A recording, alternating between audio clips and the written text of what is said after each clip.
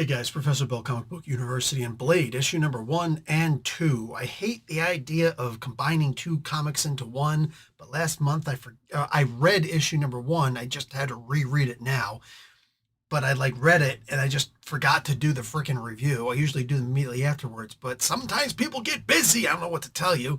By the way, guys, I've been busy doing my Kickstarter. Make sure you check this out. It's going to be starting on September the 1st. That's Friday, this coming Friday. So check it out. Book of 300 plus riddles, usually for the Dungeons and Dragons world, and it's freaking awesome. All right, let's get on to this stuff. So yeah, man, there's a lot of good comic books coming out this month. There's Hulk, which I'm reading. There's Secret Invasion, which I'm reading. There's Blade, which I'm reading, and I'm just doing the first review this time. Oops, issue 1 and 2. And there's also Conan over in Titan, Jim Zub.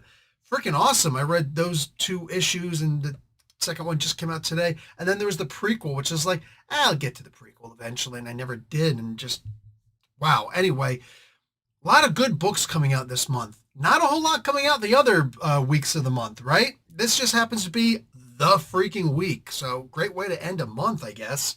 Anyway, guys, so I really did like these comic books a lot. Were they the greatest thing on the earth? Nah, come on. I've seen Brian Edward Hill. That's right. It's not just Brian Edward Hill. This man deserves 3 names. I've seen this guy do better than this. It's just, all of his work is good. Honestly, I don't think I've seen something that he's done that I didn't like. And I remember saying to him one time, I can't wait to see you one of these days do Blade because it will be freaking amazing. I don't know if he remembers that or not, but subconsciously he took that to heart. Let's get talking about who made this comic book, because this is a really good one to get into. So Brian Hill is the writer, Elena Casagrande is the artist, Jordi Belair does the colors, and VC's Joe Sabino does the letters. Casagrande and Belair do the covers. A whole bunch of variant covers going on out here. And, they're not giving credit where credit's due for this one. Blade, I do believe, was created by Marv Wolfman and Gene Colan. So Gene Colan, my favorite Marvel artist. So anyway, yeah, freaking hey, man, why would they not? Seriously, why would they not freaking say something about that? Anyway, whatever. I guess it is what it is. Also, for the second issue, Robert Pogge does some assists with some inks. I guess Elena got a little bit caught up in business. But I'll tell you what, man, what a great freaking comic book. I mean, what a great writer. Hill shows up and he's just like, hi, I'd like to do comic books again. They're like, you know what? We should give you one of our best comic book artists ever. Here's Elena Casagrande. And he's like, all right, awesome. Anyway, so there's this girl who's there. Dana Smith is her name. Really generic name. Might as well be Mrs. Smith or Mr. Smith or guy who's going after Morpheus in the Matrix. And she's just kind of there chilling out. And all of a sudden, in this club, now I didn't see a boyfriend. I just saw her sitting there chilling out. But at some point later on, she says, "Oh, I saw my boyfriend get decapitated or something like that right in front of me." Okay, but she was sitting there alone. That probably should have been our first guess that she was lying. Is she a bitch? Is it far enough into the video that I can say that? Well, we're gonna find out. Anyway. This line, little wretch, these vampires are going to come up and try and attack her. She went to this place on purpose just so that she could make herself look like she was innocent and whatnot. She's actually this demon called Adana. And Adana, something like that. Anyway, the whole thing is an elaborate trick. This werewolf named Tanaka pointed out that she was going to be, she was in danger and whatnot, so we had to track her down. 2 weeks later, found her at this club, comes in with his headlights that are made out of pure ultraviolet sunlight, replication material, whatever, freaking awesome. You can't not love Blade. You just can't, Comes crashing right through, kills a whole bunch of vampires, rescues the chick that didn't need rescuing, who was just there for a trap.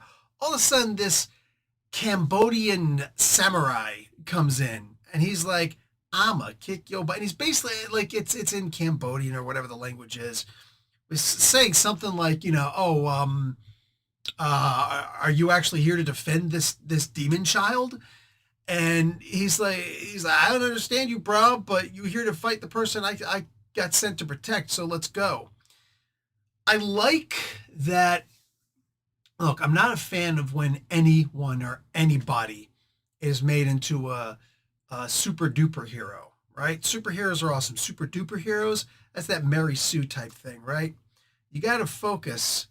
You got to know what a character's weakness is and know how to get through to that character, especially if it's the hero. Eric Brooks, what's his face? Blade here. He is not the brightest light bulb in the pack. You know, so I'm just saying. Like, I don't know if anybody remembers the old iridescent light bulbs, maybe just a couple of people my age, but you know, you get a pack of 6, you check them all at the store, but eventually one of them is gonna, out of the packet, you know, get that little sound, meaning that it's not working. That one's Blade, all right? He's not always that dumb, but he's the pack, right? At some point, you're gonna find the one that just isn't working. You're like, damn, I got screwed out of a light bulb. I bought a 6-pack, only got 5, you know? That's fine. That's what, you know, you come to expect. The light bulbs are always cheap enough, but the idea is that Blade isn't that smart. He's a couple ants short of a picnic, all right? And he gets tricked pretty damn easily. He walks blind into this one, thinking that he could just sword cut and bite his way through this and ninja chop people's way through this stuff, right? She plays him. He tries to cut off her head. Doesn't work out in his favor. She just pops it back on, and she's perfectly fine just like that. She doesn't miss a breath, which is weird because for a while she was completely separated from her lungs. So she's got like magical talking going on down to a science. I'm digging on that. At one point you realize that he killed the one person. Well, he killed the person who was trained to use the sword that is the one weapon that can apparently kill this demonic chick, right? So she gets her hold of the sword. Oh crap. When the only weapon that can kill somebody is in the hands of the person who needs to be killed, it's kind of your ass. Now, if Blade was a faster thinker, he would have thought, I cut off her head. She's going to go fetch her head and do all this other stuff. I can, at this point, run up and grab the sword and cut off her head again, but this time with this thing instead of these 2 katana. It's funny that katana is both singular and plural. Anyway, yeah, that's pretty much the first issue. With the second issue, I can find that one right over here. Blade is... Let's not get too far ahead of myself. Here's this one chick, Tulip, who is constantly getting herself into trouble. Excuse me, in the beginning and the end of this issue number 2, this chick who apparently has a great body because she's showing a lot of her nudity in this. And I'm telling you what, man, right now, I just now recognize this fetish that my man's Brian Edward Hill has with butterflies should probably be investigated. Look, I'm not saying anything. I'm just saying the dude really seems to like butterflies. That's why he loved doing Quanon so much. He's like, Psylocke, I want some Quanon. I want to get that butterfly action going. Here he is. He's just reproducing another version of her right here with a big butterfly tattoo, ink splotched across her back, and do a Rorschach check there and find out exactly what a butterfly means to this dude. Anyway, I love being silly. Plus, I know if he's watching this video, he's laughing his ass off at this point, right? So she is a clairvoyant. Now, this is important. This is very important because I did just mention that I don't like Mary Sue type characters. And at first, I'm thinking to myself, I don't like that this character isn't afraid of getting shot. Like, dude's putting a gun to her head, monsters coming at her with gigantic fingernails. Like, whatever the heck is happening to this chick, yeah, those things happen in this issue. Whatever's happened to this chick, she's perfectly okay with it. I don't like people who are brave without any reason to be brave.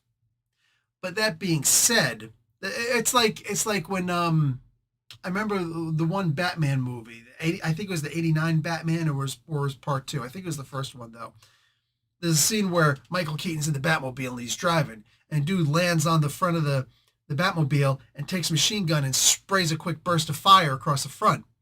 Now, it's completely bulletproof glass in that it didn't even crack a little bit, which normal bulletproof glass undoubtedly would. This is super duper bulletproof glass, right? Batman didn't even flinch. And it's like, I don't know, man, you'd still flinch. It depends on how many times this has happened to him. You know what I'm saying? How many times exactly has he been sprayed with gunfire through this glass, right? Or practice with and whatnot? I don't know. Honestly, I don't know. Did he train himself to not flinch anymore? It is what it is. So with this chick not flinching, you have to remember she's clairvoyant. It's dreams that she's having. She's certain of these dreams. She knows that she's going to be saved and how she's going to be saved and pretty much exactly what moment she's going to be saved in. So I'm kind of okay with it. Like, to trust in your dreams and believe in that. That's cool. Other than that, that would have been the only problem I would have possibly had with this comic book, is that she's coming across as a Mary Sue. I'm not scared. It's like, you don't have a plan. She doesn't need a plan. She's clairvoyant. She knows when she's going to be saved. She knows when she's not going to be saved. She knows when she's about to get in trouble. Allowing herself to get into that trouble is perfectly fine if she knows that she's going to have a way out of it. So that's like one of the little intricacies this is why I love reading Brian Hill's stuff. The dude will write something and he'll purposely, I feel like he's purposely leaving things in there to potentially piss you off. But if you're astute and you're observant, you'll notice why it shouldn't piss you off. You know what I'm saying? It's like he's catering to the people who actually care about detail. You know, too many people will write that, and it's not like a Jonathan Hickman kind of, oh my God, I know, those two are cool with each other, but it's not like, oh, I'm going to write something that's so high intellectual and lots of white pages to read and all this other stuff. No. Hill isn't going to do that to you.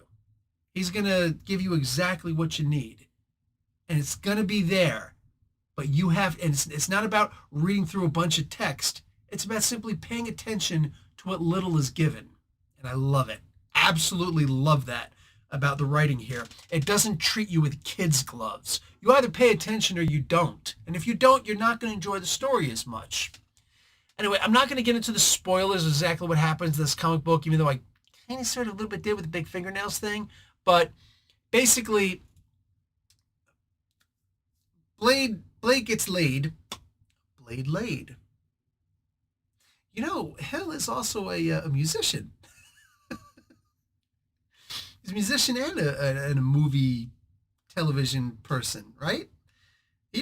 Honestly, I don't even know why the dude's back in comic books. I'm glad that he's back in comic books. I was actually just talking with my buddy Trevor at Fan Expo Canada. I was just talking with him. Dark Knight Nation. Feel free to go check him out. He's gonna have another Kickstarter starting pretty soon. Very cool guy. And we were just talking about how, I didn't think that he was going to come back to comic books. He's like, why wouldn't he come back to comic books? Like, why would he, I don't know, like take a pay cut to come and do, like, the dude's rolling. The guy's balling. He knows everybody. He does everything. He gets awards for the stuff that he does. Why would he come back to doing comic books? I don't know. I'm glad he is, but I honestly didn't think he was. So this is a very pleasant surprise to see that Hill came back and decided to do a couple of Marvel shots. You know what I'm saying? Like, just, he takes characters, he elevates characters, he creates characters. He does a great job at whatever he's going to put his mind to. So I'm telling you, man, we've had a lot of bad Blade comic books out there. I'm not saying they've all been bad. And I'm not going to sit here and name names of the good or the bad.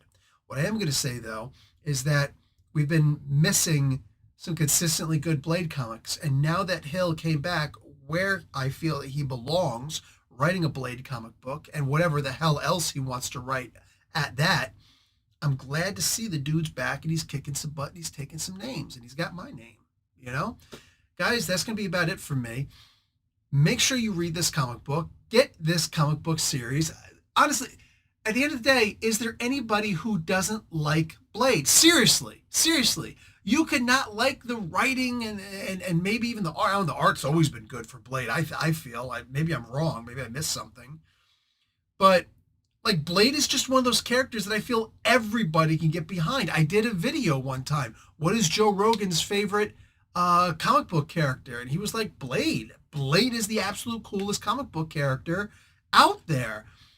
Is he? I mean, he's not the greatest, but as far as the coolest, I mean, he really encompasses just a little bit of everything. You can make him as powerful as you need to, as weak as you need to. You can make him as smart as he needs to be. Don't make him too smart. You know what I'm saying? And you can make him as dumb as you need to be. You can, like, as fast as strong. He's a jack of all trades, which would kind of make Blade a Renaissance man. Holy crap. Just like Brian Edward Hill. This is why I said for a long time he should be doing Blade. Guys, chickens have come home to roost, and I'm loving it. I'm loving it, and eggs for everybody, damn it. Go out and get yourself this comic book. You're not going to be disappointed. It's impossible for you to be disappointed.